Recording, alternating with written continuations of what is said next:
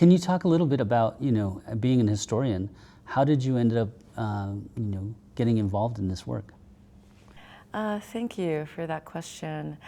I received an email out of the blue. I'm a colonial Latin American historian. So when I got this email in 2010 asking me to be an expert witness in a domestic violence case for an Ecuadorian woman, I was surprised, and I initially thought, oh, this is misdirected.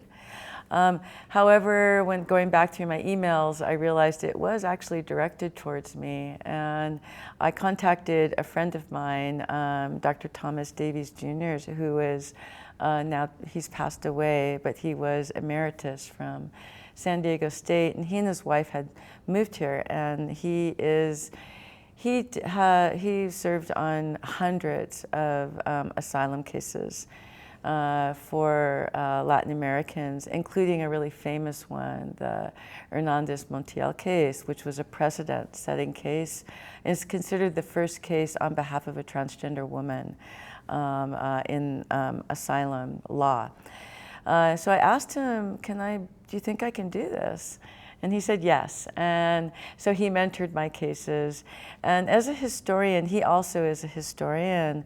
I find that my ability to do research, to know how to triangulate sources, to really look at documents and be able to provide evidence-driven arguments is really helpful for my affidavits that are submitted as evidence in courts, and also in my court testimony.